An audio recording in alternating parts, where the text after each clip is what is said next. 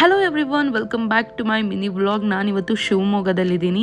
ಒಂದು ದೊಡ್ಡ ಬ್ರೇಕ್ನ ತಗೊಂಡು ಮತ್ತೆ ವ್ಲಾಗ್ ಸ್ಟಾರ್ಟ್ ಮಾಡಿದ್ದೀನಿ. Sorry for that.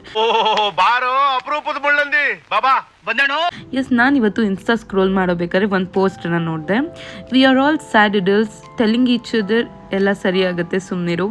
ಇದನ್ನು ಕೇಳಿಸ್ಕೊತಿದ್ರೆ ನನಗೆ ಯಾರೋ ಬರೆದ್ಬಿಟ್ಟು ಕಳಿಸ್ದಂಗಿತ್ತು.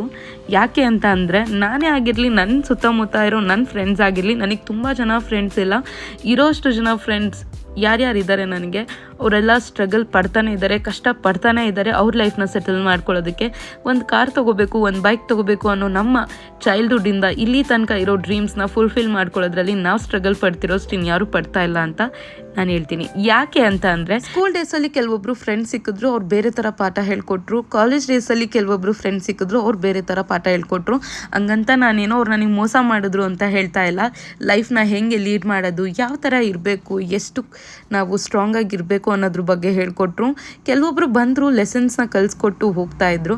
ಅಂಥವ್ರ ಬಗ್ಗೆ ಎಲ್ಲ ನಾನು ತಲೆ ಕೆಡಿಸ್ಕೊಳ್ಳಲ್ಲ. ನನ್ನ ಜೊತೆ ಇವತ್ತಿಗೂ ಇದ್ದಾರೆ. ಇಷ್ಟೊಂದು ತಲಹರಟೆ ಮಾಡಿಕೊಂಡು ಅಂದರೆ ಇಷ್ಟೆಲ್ಲ ಕೇರ್ ಮಾಡ್ತಾರ ನಿಮ್ಮ ಬೆಸ್ಟ್ ವಿಷಯ ಮಾತಾಡಬೇಕು ಗುರು.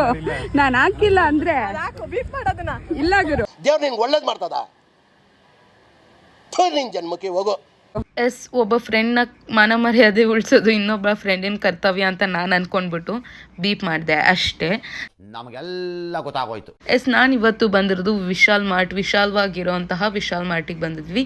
ಬ್ಯಾಂಗ್ಳೂರಲ್ಲಿರೋರ್ಗೆ ಹೆಂಗೆ ಡಿ ಮಾರ್ಟು, ನಮಗೆ ಹಂಗೆ ಈ ವಿಶಾಲ್ ಮಾರ್ಟು. ಬಿಕಾಸ್ ಯಾಕೆ ಅಂದರೆ ಬಡ್ಜೆಟ್ ಫ್ರೆಂಡ್ಲಿ, ಎಲ್ಲ ಒಳ್ಳೆ ಪ್ರೈಸಿಗೆ ಸಿಗುತ್ತೆ ಇಲ್ಲಿ ಅನ್ನೋದು ನಮ್ಮ ನಂಬಿಕೆ. ಗೊತ್ತಿಲ್ಲ, ಅದಕ್ಕಿಂತ ಕಡಿಮೆನೂ ಸಿಗ್ಬೋದು, ಬಟ್ ನಮಗೆ ಅನಿಸಿರೋದು ಇದು ನಮಗೆ ಬಡ್ಜೆಟ್ ಫ್ರೆಂಡ್ಲಿ ಅಂತ.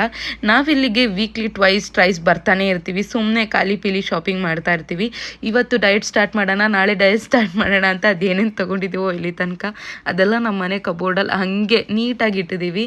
ಅದಾಗಿದ್ದೆ ಎಲ್ಲ ನಮ್ಮ ಡಯಟಿಗೆ ಏನೇನು ಬೇಕೆಲ್ಲ ತೊಗೊಂಡು ನಾವು ಬರೋದೇ ಈ ಥರ ಸ್ಟ್ರೀಟ್ ಫುಡ್ನ ಟ್ರೈ ಮಾಡೋಕ್ಕೆ. ಎಸ್, ಅದಾದಮೇಲೆ ನಾವು ಬಂದು ಪಾನಿಪುರಿ ಎಲ್ಲ ತಿಂದ್ಬಿಟ್ಟು ನೀಟಾಗಿ ಮನೆ ಕಡೆ ಹೊರಟ್ವಿ.